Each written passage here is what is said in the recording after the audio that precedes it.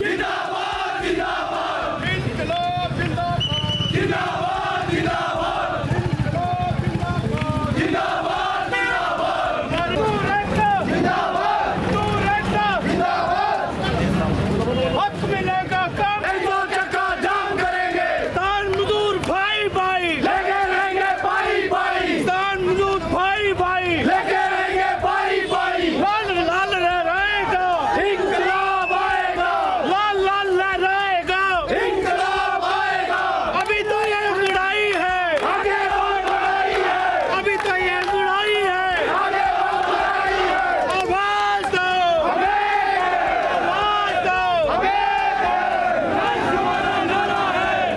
दिया हल्ला बोल हल्ला बोल हल्ला बोल दिया हल्ला बोल हल्ला बोल हल्ला बोल मजदूर हल्ला बोल हल्ला बोल हल्ला बोल मजदूर हल्ला बोल हल्ला बोल हल्ला बोल सरकार पर हल्ला बोल हल्ला बोल हल्ला बोल सरकार पर जिंदाबाद चार श्रम कानून वापस करो वापस करो वापस करो चार श्रम कोड वापस करो वापस करो वापस करो अभी तो ये लड़ाई है आगे और लड़ाई है अभी तो ये लड़ाई है आगे और लड़ाई है आवाज दो आवाज दो बोल मजदूर हल्ला बोल हल्ला बोल हल्ला बोल हल्ला बोल हल्ला बोल हल्ला बोल हल्ला बोल हल्ला बोल हल्ला बोल हल्ला बोल हल्ला बोल हमारी मांगे पूरी करो पूरी करो पूरी करो हमारी मांगे पूरी दूर रहता जिंदाबाद दूर रहता जिंदाबाद हक मिलेगा काम करेंगे नहीं तो चक्का जाम करेंगे हक मिलेगा काम करेंगे नहीं तो चक्का जाम करेंगे लाल लाल लहराएगा इंकलाब आएगा लाल लाल लहराएगा इंकलाब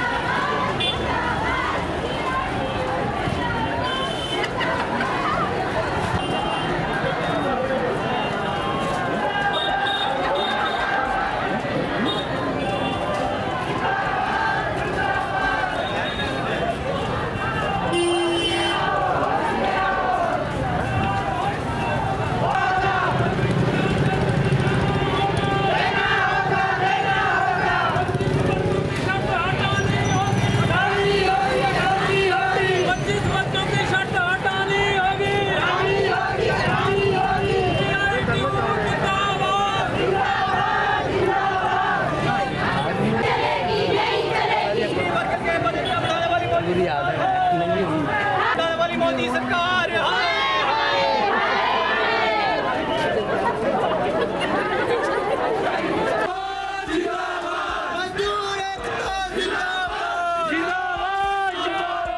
अभी तो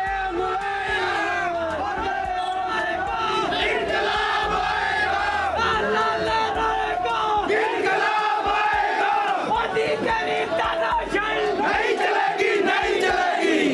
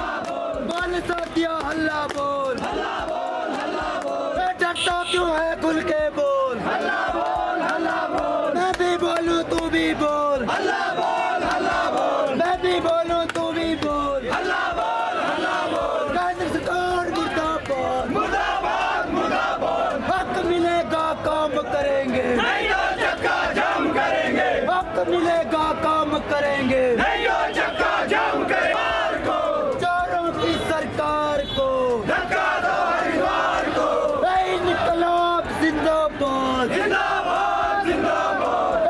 है ये हमारी मांगों को लेकर है।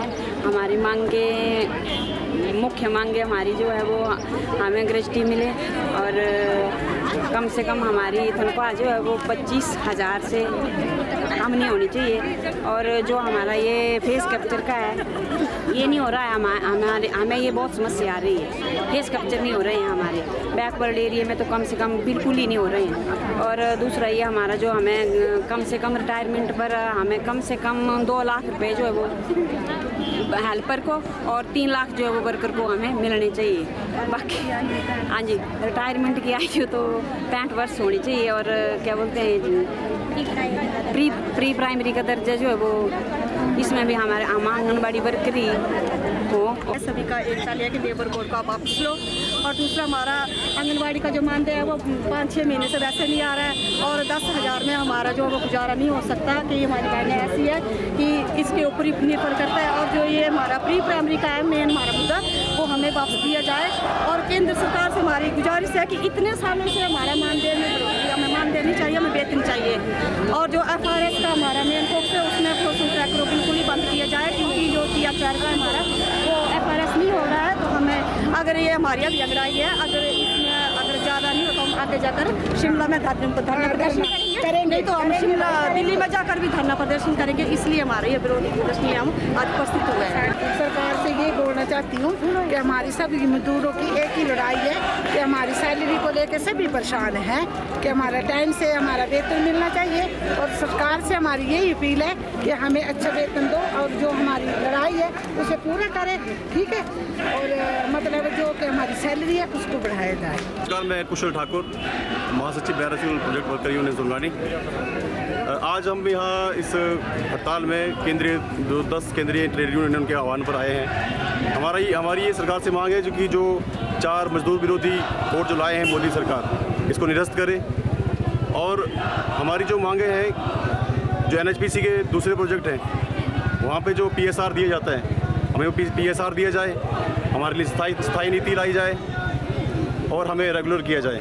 आज हम ये जिला मुख्यालय में इकट्ठे हुए हैं और अभी आपने देखा है कि मतलब काफ़ी संख्या में हमारे लोग आए हैं यहाँ। मजदूर अपना काम धंधा बंद करके, काम छोड़ के आए हैं, जिसमें हमारा आंगनबाड़ी वर्कर्स हैं, मिड डे मील वर्कर हैं, हमारा जो है वो NHPC के अंदर काम करने वाले हैं, SBI के अंदर जो आउटसोर्स है वो हैं 108 के लोग हैं। दूसरे जो छोटे हाइडल प्रोजेक्ट हैं वहाँ के लोग आए हैं, चांजू से हैं, बैरागढ़ से हैं, सारी जगह से लोग जो है वो आए हैं। और ये क्यों आए हैं? क्योंकि जो मुख्य रूप से जो केंद्र सरकार का जो लेबर कोड है जो 4 लाई है, जिन लेबर कोड के चलते जो है आपका जो यूनियन बनाने का अधिकार है, जो लड़ाई लड़ने का अधिकार है, जब अगर आपको आपका हक नहीं मिलता है, मालिक मनमानी करता है, तो हमारे पास कानून था, उस कानून के सहारे जो है मजदूर लड़ता था, डिस्प्यूट रेज करता था, धरना करता था, हड़ताल करता था और यूनियन बनाता था। फिर ये सारा कुछ लेता था, अपना हक, अपने शोषण के खिलाफ आवाज़ उठाता था।